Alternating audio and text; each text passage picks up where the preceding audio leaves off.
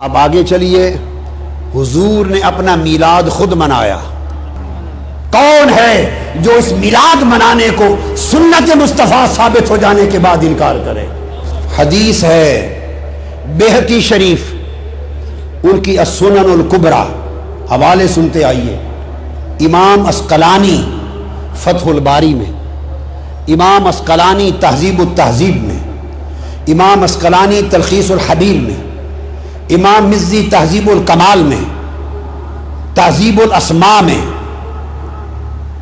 ان تمام کتب میں، امام سیوطی الحاوی للفتاوی میں، امام ذہبی میزان الاعتدال میں، طبرانی المعجم الاوسط میں، مقدسی الاحادیث المختارہ میں، کل کتب میں حدیث ہے کہ حضور علیہ الصلوۃ والسلام نے اعلان نبوت کے بعد بکرے ذبح کیے اپنی ولادت کی خوشی میں، اور صحابہ کو اکٹھا کر کے لنگر اپنے میلاد کا کھلایا۔ حدیث کے لفظ ہیں ان النبی صلی اللہ علیہ وسلم اقا عن نفسہ بعد النبوہ، بیہقی سنن کبریٰ میں اور مسند بزار میں بھی ہے، اور مجمع الزوائد میں امام ہیثمی نے بھی روایت کیا۔ حضور نے بکرے ذبح کیے اور جمع کر کے کل صحابہ کو لنگر میلاد کھلایا۔ بعض علماء نے کہا کہ یہ میلاد کے بکرے نہیں حضور نے کیے تھے، عقیقہ کے تھے۔ بعض یہ سمجھتے ہیں کہ یہ میلاد کا نہیں تھا، یہ بکرے ذبح کر کے جو لنگر کھلایا تھا یہ عقیقہ تھا۔ یہ اگر عقیقہ تھا اور میلاد نہیں تھا، عقیقہ وفات پہ ہوتا ہے یا ولادت پہ ہوتا ہے؟ عقیقہ کس خوشی میں ہے؟ موت کی، وفات پر ہوتا ہے یا ولادت پر ہوتا ہے؟ ارے کوئی میلاد کا مانے یا عقیقہ مانے، عقیقہ تو میلاد کی خوشی کا کھانا ہے، ولیمہ شادی کی خوشی کا کھانا، عقیقہ ولادت کی خوشی کا کھانا۔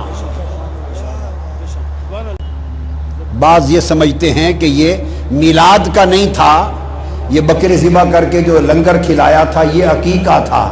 یہ اگر عقیقہ تھا اور میلاد نہیں تھا، عقیقہ وفات پہ ہوتا ہے یا ولادت پہ ہوتا ہے؟ عقیقہ کس خوشی میں ہے؟ موت کی، وفات پر ہوتا ہے یا ولادت پر ہوتا ہے؟ ارے کوئی میلاد کا مانے یا عقیقہ مانے، عقیقہ تو میلاد کی خوشی کا کھانا ہے، ولیمہ شادی کی خوشی کا کھانا، عقیقہ ولادت کی خوشی کا کھانا۔ اب ہوا کیا؟ عقیقہ آپ کا 7ویں دن آپ کی ولادت کے بعد حضرت عبد المطلب آپ کے دادا نے کر دیا تھا۔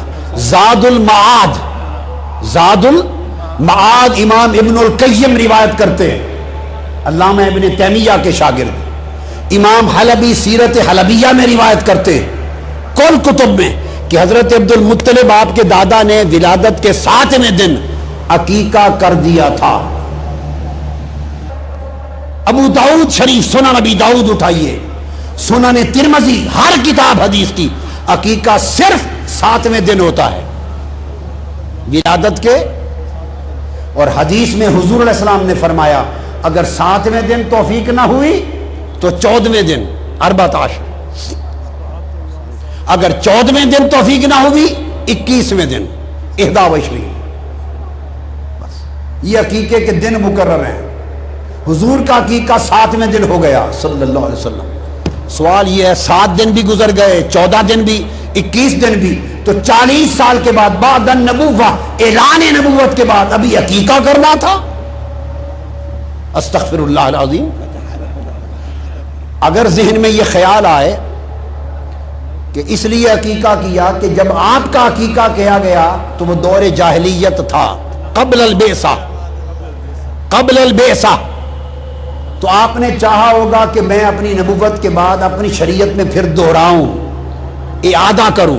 ایک خیال ہے، اس کا جواب دیتا ہوں کہ شاید آپ نے فرمایا کہ وہ بعثت سے پہلے دور جاہلیت میں تھا اور میں نبوت کے بعد دہراؤں۔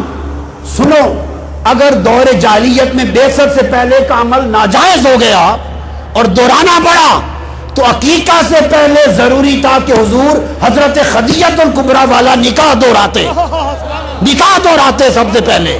وہ بعثت سے 15 سال پہلے ہوا تھا، حضرت خدیجہ الکبریٰ سے 15 سال پہلے ہوا تھا وہ خدیجہ الکبریٰ کا نکاح جو بعثت سے پہلے تھا، جس سے سیدہ فاطمہ ہوئی، جس سے رقیہ ہوئی، جس سے حضرت زینب ہوئی، جس سے ام کلثوم ہوئی، جس سے ابراہیم ہوئے، قاسم ہوئے، طیب و طاہر، کل اولاد جس الکبریٰ سے ہوئی۔ جب اعلان نبوت کیا وہ نکاح تو دہرایا نہیں، عقیقہ کیوں دہرانے لگے؟ اس نکاح کا تو مہر بھی حضرت ابو طالب نے پے کیا تھا۔ اور جو لوگ حضرت ابو طالب کے بارے میں بدگمانی اور بد اعتقادی رکھتے ہیں وہ بھی سمجھ لیں اگر آقا کی بارگاہ میں قبولیت نہ ہوتی تو ان کا مہر اپنے نکاح میں قبول نہ کرتے۔ ان کے نکاح بھی حضرت ابو طالب نے دیا، مہر بھی اپنی جیب سے دیا، اس نکاح سے کل آل رسول پیدا ہوئی۔ حضور نے نکاح خدیجہ الکبریٰ کا تو اعادہ نہیں کیا، تو عقیقہ کا اعادہ اس سے زیادہ ضروری ہو گیا؟ نہیں۔ تو پھر کیا کیا؟ وہ جس کو عقیقہ کا لفظ بولا گیا وہ دراصل کھانا ہے، ذبح ہے، بکروں کا صدقہ، خیرات ہے۔